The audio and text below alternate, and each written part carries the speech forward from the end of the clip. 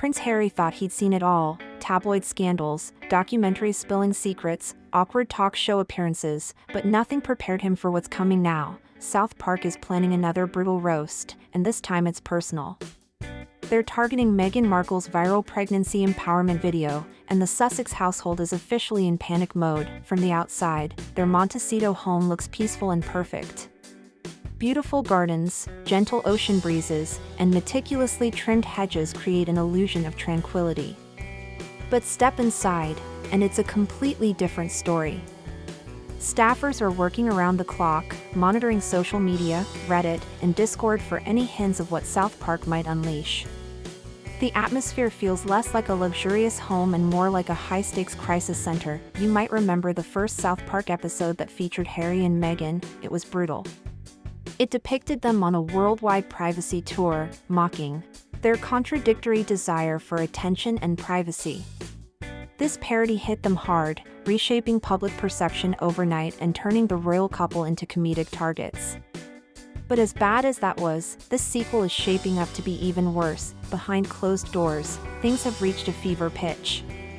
Meghan has reportedly switched into full CEO mode, demanding constant updates, snapping orders, and trying to stay ahead of the cartoon controversy. Legal teams spanning LA to London are working non-stop, drafting crisis response plans that have reached multiple versions, each labeled emergency. Every room in their home has been turned into a command center.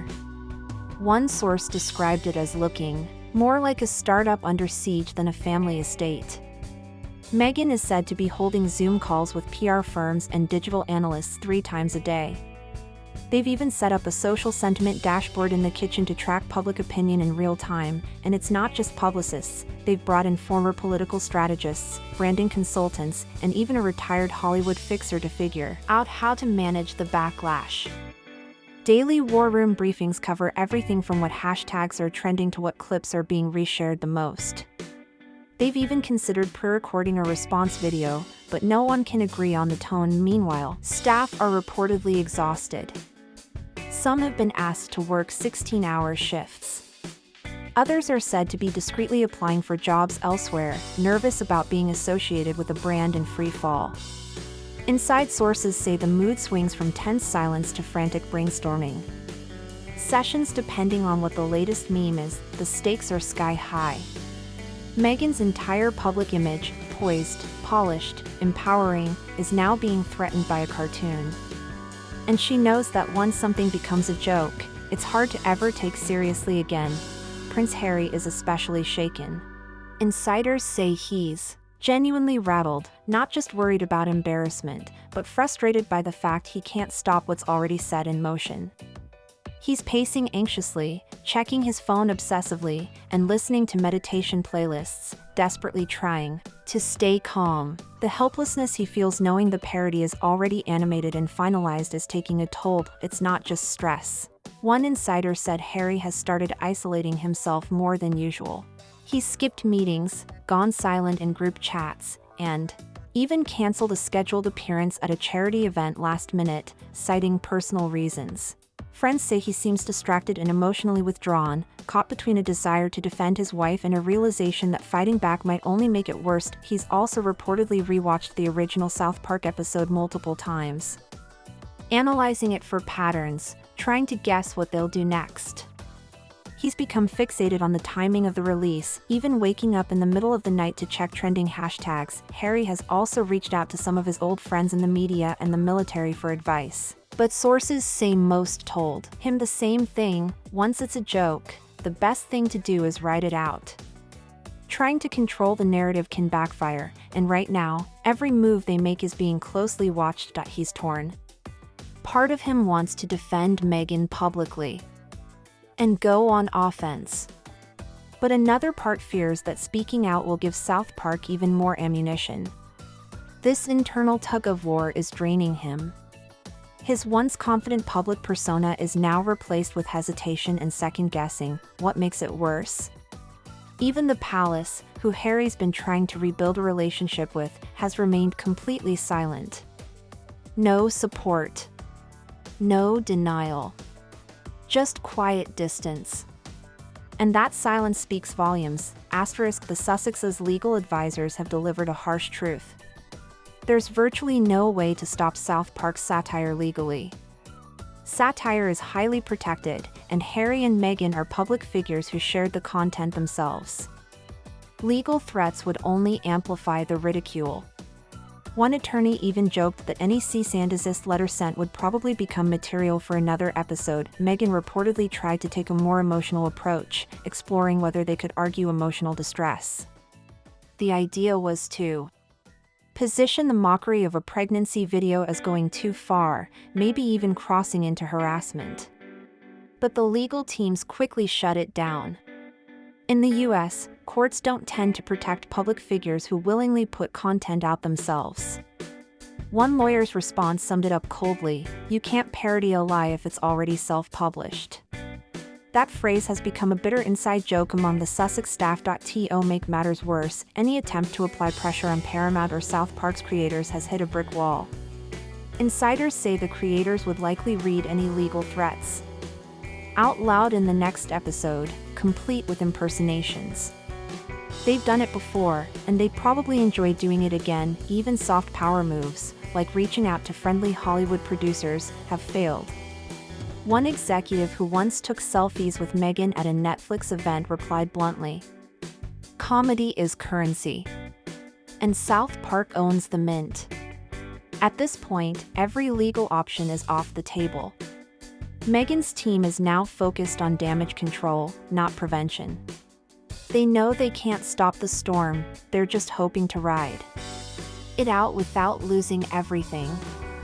Meghan's team tried reaching out to influencers who previously supported her, hoping they'd label the parody as mean-spirited or misogynistic. But many refused, fearing backlash and damage to their own reputations. Some influencers demanded payments well beyond the Sussex's budget, effectively shutting down that approach entirely. The strategy didn't end there. Meghan's team tried another angle, appealing to emotional solidarity. They asked lifestyle bloggers, wellness coaches, and even parenting influencers to speak up in defense of women being mocked during vulnerable moments like pregnancy. While some expressed sympathy privately, most declined to comment publicly. Point 1.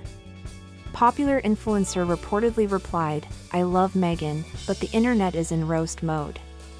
Anything I say would just make me a target." Others gave conditional support, asking for campaign fees that simply weren't feasible at the moment. There was even a push to plant op-eds or paid editorials in major online outlets framing the South Park parody as a symptom of misogyny in comedy. But editors pushed back, with one saying off the record, "This isn't punching down. This is satire about public figures with a $100 million Netflix deal." By the end of the week, Meghan's influencer push had fizzled. No viral support, no public defenses, just silence. And for a couple who once relied heavily on online goodwill, that silence was deafening. Online reactions have become brutal. Social media is flooded with mockery, memes, and viral videos comparing real footage of Harry and Meghan to South Park's parody clips. Engagement analytics from their team indicate overwhelming negativity. Most people are sarcastically laughing or openly mocking them, heavily damaging their public image. It's not just the volume, it's the precision. Viral TikToks now feature frame-by-frame comparisons between their Netflix docuseries and rumored South Park clips. Users are highlighting eerie similarities in lighting, camera angles, even wardrobe choices. One viral post shows Harry adjusting a ring light in the Netflix special, immediately followed by the animated version doing the exact same motion, mockingly exaggerated. The most damaging part?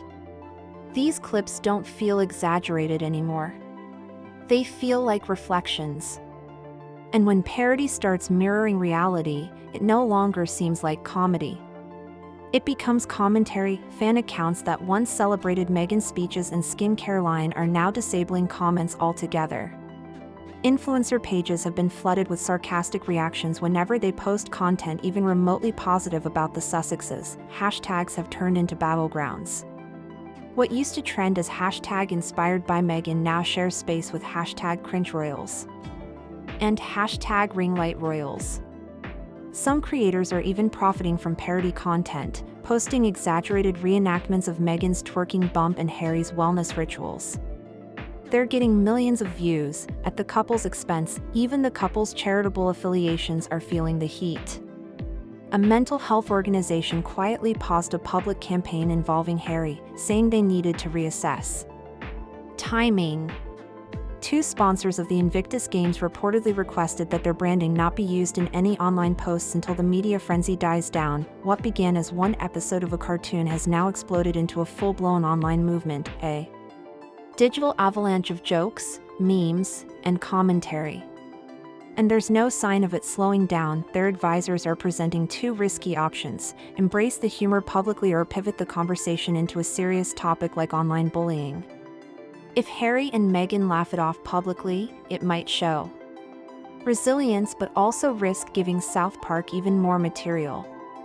Alternatively, framing the incident as a discussion about online bullying and maternal respect could help redirect attention positively, but could also be seen as an attempt to exploit outrage for sympathy. As the premiere approaches, Harry and Meghan are stuck between two tough choices, knowing either could backfire spectacularly.